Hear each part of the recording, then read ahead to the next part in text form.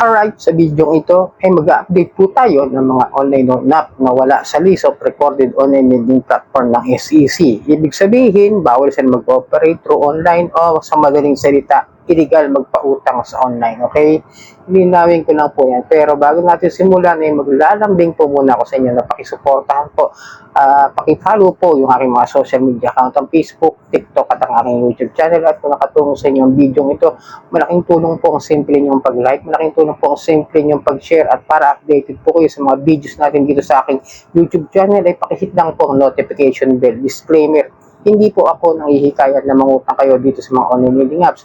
Ako po ay nagbibigay lamang po ng payo, gabay at patnubay kung paano nyo haharapin ang mga suliranin na ginagawa mga abusive and fair debt collection practices itong mga online lending apps. At hindi rin po ako nangungonsinti na huwag magbayad ng utang. At ako po hindi po abogado, ako po simpleng mamamayan kagaya ninyo na nagre-report lamang po ng mga abusive and fair debt collection practices nito mga online lending apps. At ulitin ko ito ho yung wala sa list. Mayawin ko, wala sa list ng recorded online lending platform. At updated na po ang list of recorded ng mga OLA ng SEC this May 28 lang nung sinilip ko itong website ng SEC, pero hindi ko ito nakita. Ito yung mga apps na mada-download nyo sa mga ads, makikita nyo sa ads, tapos ipapasa kayo, didirekta kayo sa Play Store. Kaya sa madaling salita, pag nakita nyo sa ads, tapos pinindot nyo yung click ng link, mapupunta kayo sa website ng Play Store. Agad. Isa-isahin po natin ngayon yung mga OLA na ito. Kaya maging maingat kayo. Paalala lang dahil wala sila sa list of recorded online lending platform, ay maaaring makaranas kayo ng mga harassment at mga abusive and fair debt collection practices sa mga online loan app na ito. Okay, simulan natin dito kay Ginhawa. Okay, si Ginhawa, mga estilo nito mga online loan app na ito mga kadyani, no? Magpo-push siya ng mga apps. Tapos may mga apps pa sa loob ng mga apps nila. Di ba? May mga ganyan Yung si Ginhawa is, kailan lang to naging nakita sa Play Store, no? Bago-bago lang din to, si Ginhawa. Ayaw ko kung nakasubok na yun. Ito, ulitin ko lang po Sabi lang po.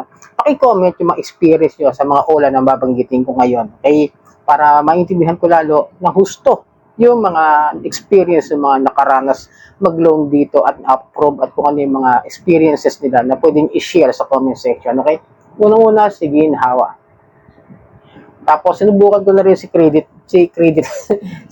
Beacon. Credit Beacon, sinubukan ko na rin po yan, pero hindi pa ako nakagawa ng video dito sa review na ito ni Credit Beacon, na isa rin sa mga illegal operations sa mga online. Then, si Tipidmo, na-install ko na rin, pero hindi ko pa nasubukan yata, o nasubukan ko at nakalimutan ko lang gumawa ng video.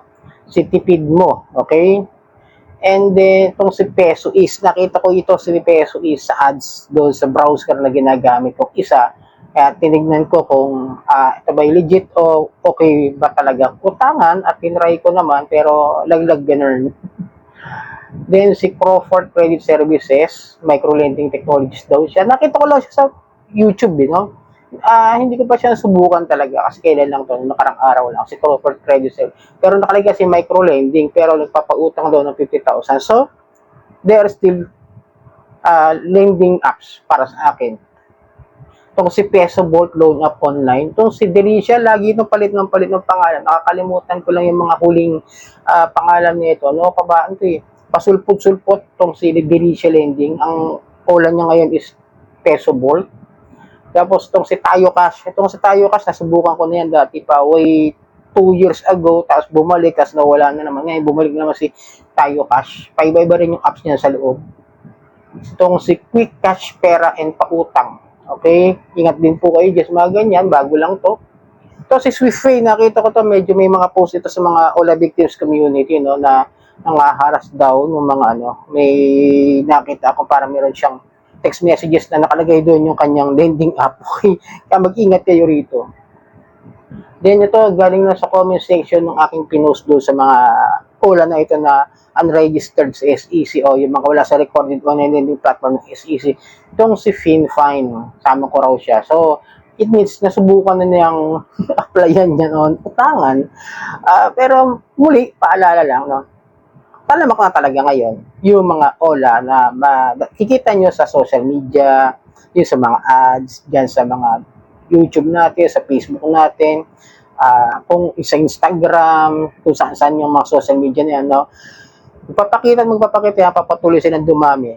Ulitin ko kasi, alam ko, lifted na po yung moratorium. Pero as long as wala sila doon sa list of recorded on the lending platform ng SEC, they are not authorized to operate online. O, bawal sila magpautang online dahil hanggat wala sa list na yan, tandaan niyo, hanggat wala dyan, bawal sila magpautang kasi kailangan naka-recorded eh. Pero kung ito mga to, yung mga binanggit ko kasi sinilip ko to kagabi lang, no?